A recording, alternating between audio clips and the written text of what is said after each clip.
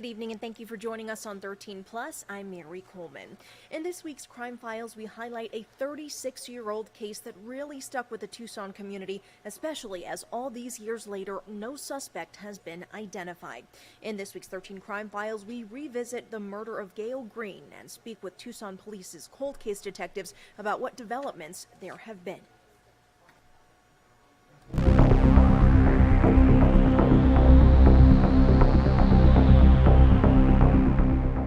Gail Green was a Tucson business owner running her lingerie store called Satisfactions on North Country Club.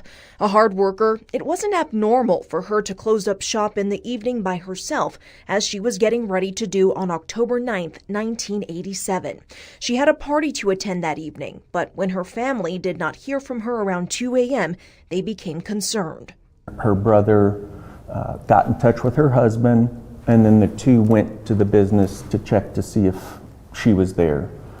Once inside, her brother was the one that found her in the hallway of the business, and there was obvious signs of trauma to her, and they called 911 and then officers showed up. Sadly, Gail lost her life because of the trauma, but detectives say her last moments were spent standing up for herself. There was evidence of a struggle.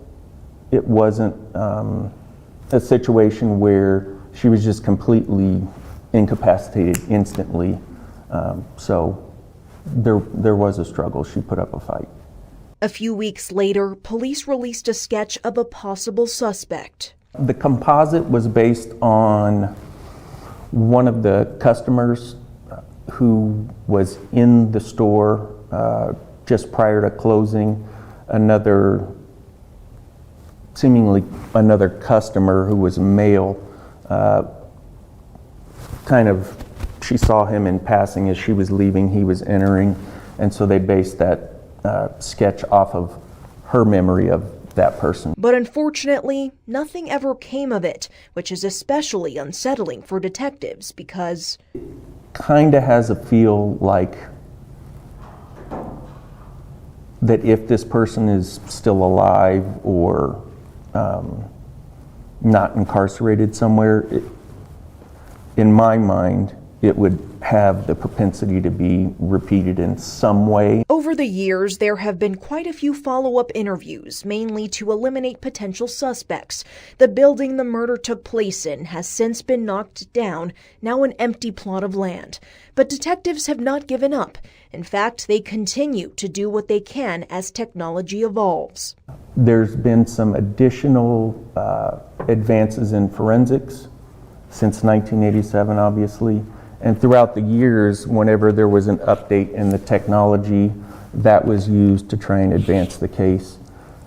Now into 2021, there's been some additional submissions for lab requests on DNA processing. And they vow to continue to do so as Gail's family yearns for some sort of closure. There's nothing in the investigation that shows that she was targeted from any of her things in her personal life or her business. Nothing that points to that. I do believe there was a motive to maybe commit a crime in a business like that, potentially against whoever was in there. If you have any information about this case, you are asked to reach out to 88 Crime. Be sure to watch us on 13 News Live at 10 for more on this story. Hope you're having a great evening, and we're going to leave you with a live look of that sunset, another gorgeous one, and hope you're enjoying the weather out there. It is a beautiful evening. If you have some time, get out and enjoy it. We'll see you soon.